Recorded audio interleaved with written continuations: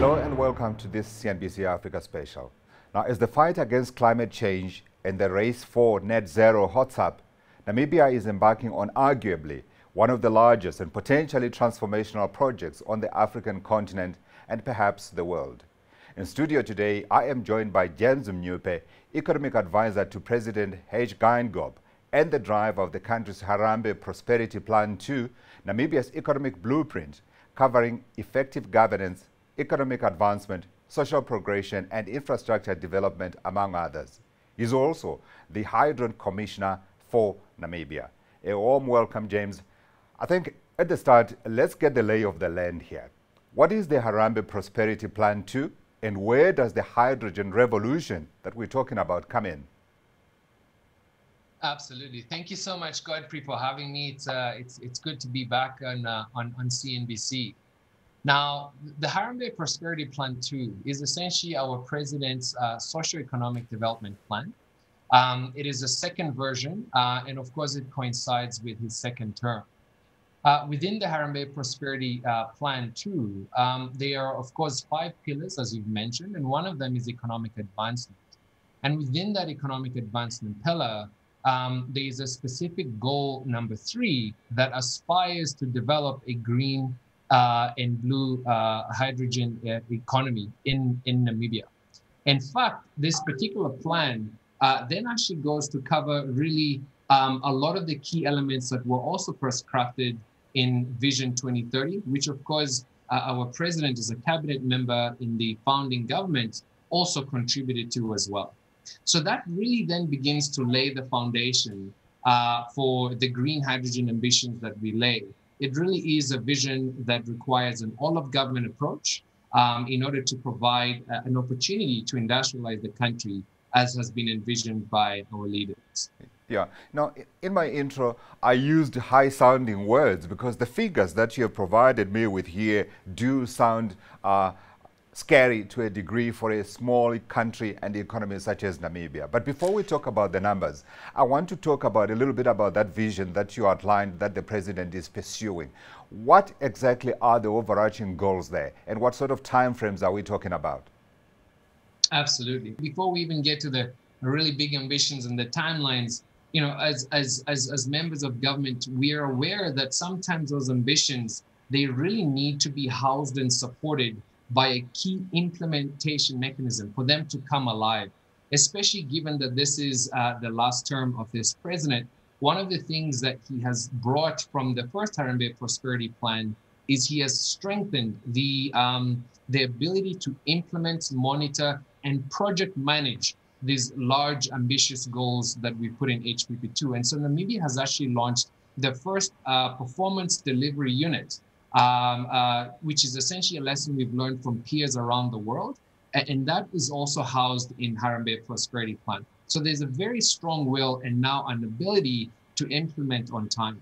But in a nutshell, what we're looking to do is for this year, we're actually looking to put out a global request for proposal. So we're inviting private sector players, both from Namibia, obviously the region, Africa, and of course the world, to come and build world-class, what they call PTX, Power to X green hydrogen projects in Namibia.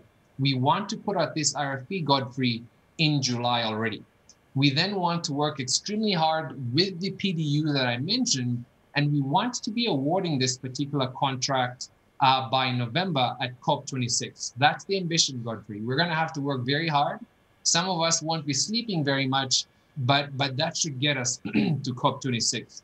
Beyond COP26, we want to then complete a feasibility study for one of these larger projects by 2023. We then want to deliver a final investment destination before the end of this particular presidency. Yeah. The sort of projects we're talking about, Godfrey, they range anywhere between 5 to 7 gigawatts in terms of the installed capacity. And of course, we're looking at between $6 billion US dollars to $8 billion US dollars. These are the formal proposals that Namibia has received from private sector developers. So we're not making these up ourselves. This is what we've been given in pen and paper. And of course, for anyone who knows Namibia, we're about a $12.5 billion economy from a GDP perspective. So $8 billion, you're really beginning to look at north of 70% of our GDP. Yeah, so absolutely, those big words I was using were justified because we're talking about an investment that could potentially double the size of the Namibian economy. So let's get to the exciting part. Let's talk about those projects. Where do we start in terms of what you are working on now? Absolutely. This is quite an interesting and dynamic opportunity. Of course, green hydrogen sits at the center of it, but in order to evacuate this green hydrogen, which is essentially you take water and you split it using a machine called an electrolyzer. And it's the fact that the green energy going into that electrolyzer is of a renewable source. So that's why it's called green hydrogen. You know, that in itself, that plant, the massive solar plants, the transmission, all of that is in the middle. But on this side, Godfrey, upstream, you would have to evacuate that green hydrogen to potential markets. So you might think of piping it into South Africa, and you might think of course, shipping it into Europe, for example.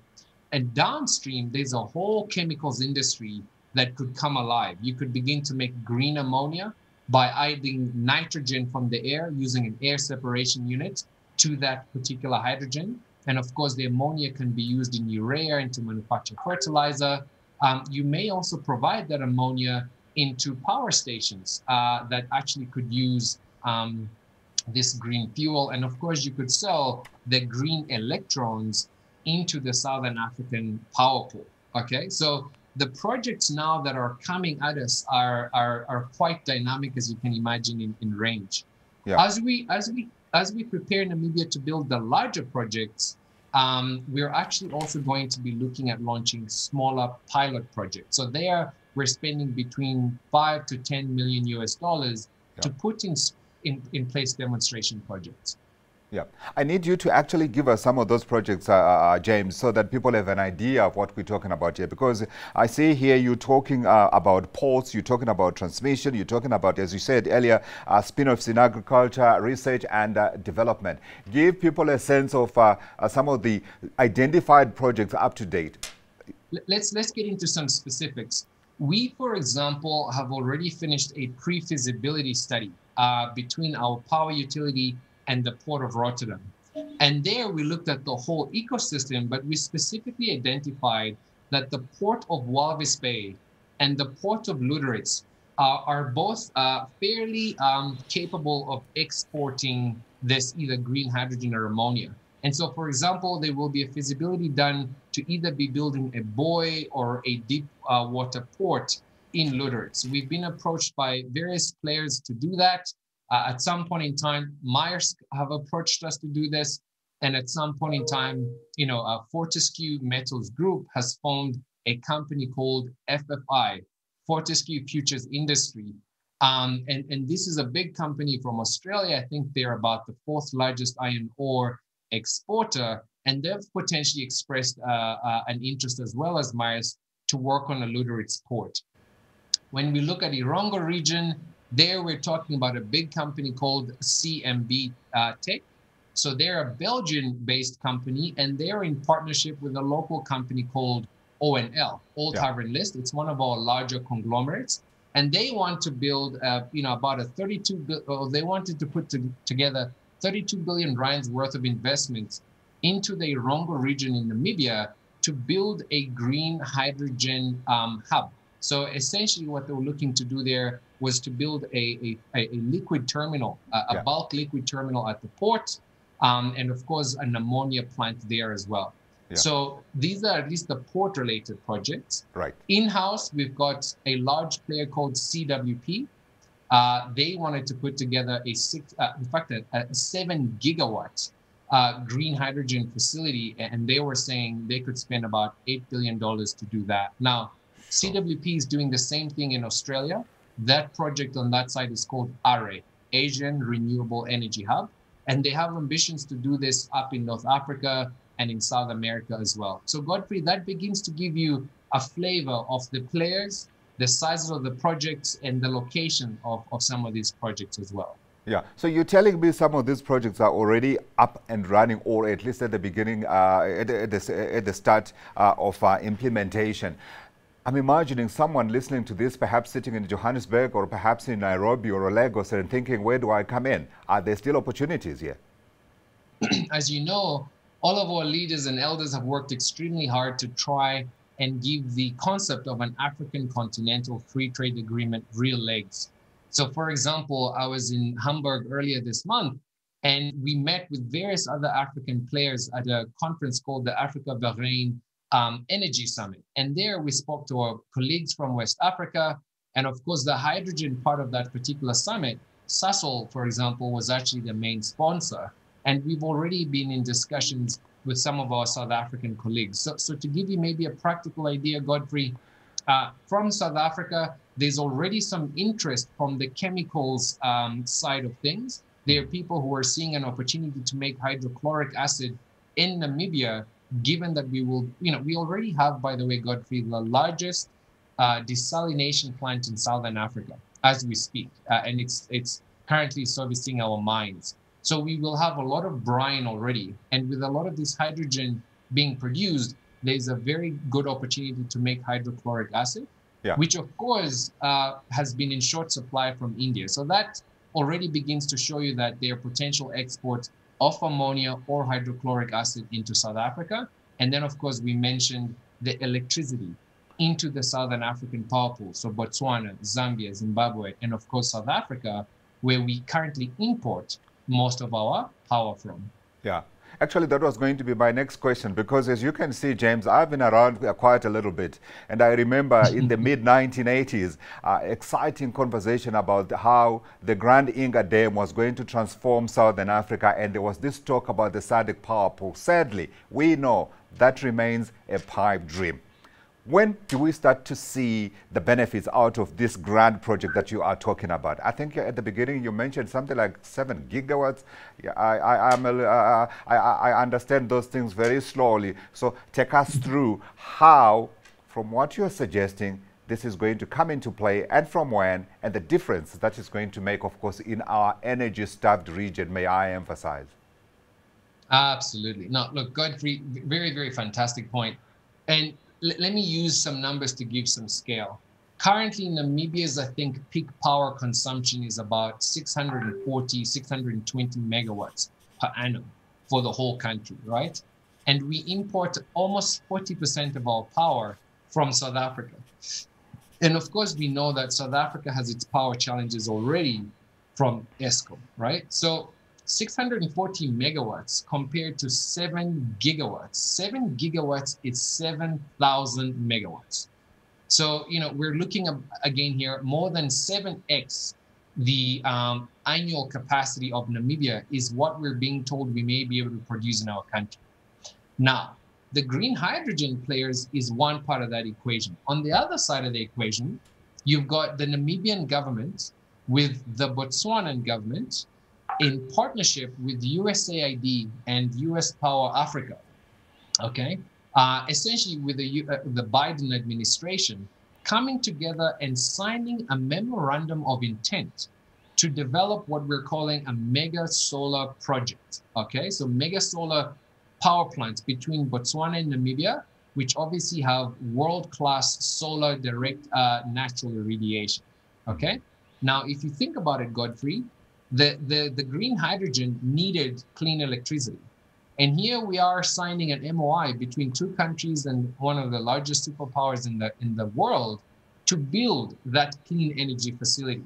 So I think, that we have a very good opportunity here to give you some hope, Godfrey, from where you've come from. The committees within this MOI have already been formed. Certainly in Namibia, we're ready. Okay. And we're integrating them into our green hydrogen discussion. And then maybe just one last thing. Obviously, the infrastructure already exists. Namibia already actively trades power from South Africa, from Zambia, from Zimbabwe. So if we build this plant, it will merely be switching that particular flow of electrons. Instead of us importing power that obviously comes from carbon emissions, we would love to be giving back to our brothers and sisters cleaner energy.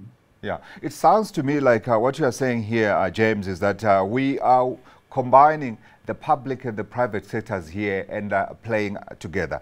So I want to know the funding for these projects, and also I want to know a little later the issues around research and development. And I'll explain to you why I want to understand that one. Right now we are talking about the need for Africa to build manufacturing capacity for vaccines. We don't have the knowledge, and we need to develop on that front. So on this one, I want to know, after you've answered the first question, how we're going to make sure that the technology that will come to make a difference in our lives like this is going to stay and make a difference and build our ability to be able to develop it even further after the power begins flowing. Absolutely. Look, massively relevant question. And this is something that, in Namibia, we've been thinking about now for months. We were crafting this particular plan with our president and our whole government, really from December. Already last year, on the 29th of September, our president told the United Nations at the United Nations General Assembly that we wanted to change the structure of our economy, and we were going to use innovative financial tools to do that. And at the time, he referenced green bonds, blue bonds, and social bonds as well. The money, Godfrey, is there. If you sort of look at some of the reports that look at sustainable financing, so climate financing, these green bonds and blue bonds are really going through the roof, because the world, as it plans to get to climate neutrality by 2050, is really putting its money where its mouth is. So Namibia, for example, already has more than 150% of our GDP in institutional savings. Sure. Okay, so pension fund savings, and of course, long-term insurance savings. So very similar to South Africa, right? So that capital is there, and there's a local asset requirement, aka there's a requirement for those assets to find a home locally. Okay. Similarly, because we've brought the private sector into play, they're saying to us, the funding is the least of their worries. They can go and find funding from, as you know, Godfrey, these pension funds around the world. If you even look at the Norwegian Sovereign Wealth Fund, they would really love to get their hands on an asset like this, because it could really change the mechanics, the makeup of the Southern African region. And as you said, we are power hungry. So the money isn't the biggest issue. Right. Let's come to the part, because you still need to answer the second part of my question, right? Exactly. So when we now started looking at how do we involve our people in this cycle fully, one of the key things we thought about was easily the R&D, because as Namibia, we're now going to be very proactive about capturing as much value of this particular ecosystem as possible. Yeah. So there, we've already been in discussions with, for example, the Ministry of Research and Education from Germany, called the BMBF. We have met, for example, our counterpart there, called Mr. Stefan Kaufmann, who's the Green Hydrogen Commissioner in Germany. And between the two governments, we are actually exploring an MOU that is going to be unlocking a fairly significant amount of grant funding towards the R&D aspect of this green hydrogen opportunity. Our universities already have been approached, and in fact, one of them, the University of Namibia, has already put forth a 25-page proposal with various projects, research projects, pilot plant proposals, feasibility studies, and of course, a scholarship program that is aligned with the government's vision of building a green hydrogen industry. I was very excited when I got this particular document from the Pro VC of UNAM, because it showed that academia was listening to the government and responding as well to the calls from the private sector. So one last thing we've done as government, Godfrey, it is an actual category that will be measured in the RFP, your corporate social responsibility, but also your socioeconomic footprint. So we're actually going to measure the proposals to see how it is that they're going to be engendering the very requirement that you have just asked for, which obviously all Africans at this point in time are asking for. Absolutely. Very important that there's a legacy that we can look to, and we are able to maintain it. You have just reminded me as well that you are also the Hydrogen Commissioner for Namibia. Give me a sense of what you do on a daily basis, and wearing that hat in addition, of course, to the other one where you advise the president. One of the things we really looked at this opportunity is we realized that we needed to be nimble, aggressive and assertive, and certainly visionary in the way it is that we structure ourselves as a government to pursue this particular opportunity, certainly in the next 4 years before the end of this presidency, and all the way to 2030, where we envision we'll be exporting this particular commodity already into our markets. So the president did the following. He organized government. Okay, so he put together a green hydrogen council, which is an interministerial committee combined with the central bank governor, the head of our investment promotion agency, and myself, so that we can work together to steer this particular vision to its intended conclusion. As the economic advisor, I obviously was instrumental in helping the president craft this particular vision. And so as a green hydrogen commissioner, the president has essentially tasked me with a few things. A, to support all the activities of the Green Hydrogen Council to actually meet the objectives of goal number 3, activity 2 of the economic advancement pillar of HPP2. So that's a key KPI of mine. I've also been tasked to make sure that the public sector is very familiar with each and every aspect of this vision. I've also been tasked to make sure that I take this message into the houses and homes of every Namibian, so that they fully understand how they can be a part of this particular revolution, or at least opportunity. Yeah. And then lastly, really to take it to the world, as I'm doing now on CNBC, to make sure that the world knows that Namibia is an open country and that we're inviting investors from around the world to partner with us to do this job. Yeah, so you said at the beginning that some of us won't be sleeping. I think we can see some of those that are not going to be sleeping. In describing all the projects that we've talked about today, I think we forgot to make the connection between those projects and the difference they are going to make in the fight against climate change. And may I also ask, is there an opportunity here for Namibia to get into the market for carbons? Because we do know that this is going to become a big feature of the greener economy that the world is building going forward. Absolutely. You know, this is crucial. It's a very crucial component of why this particular project is a globally attractive project, right? So Namibia, of course, has national determined contributions, pledges to reduce climate emissions, as do many countries around the world. And this normally happened, you know, at the Paris Climate Agreement. Now, to give you some context, Godfrey, Namibia is very strategically positioned from a continental perspective. We are positioned right next to, unfortunately, the largest carbon emitter on the continent, which is South Africa. We emit 5 times less carbon dioxide per capita than South Africa or Germany, by the way. Germany and South Africa, can you imagine, are equal there. We emit 10 times less than the USA per capita, and 23 times less than Qatar. So from a carbon emitter perspective, we are very small.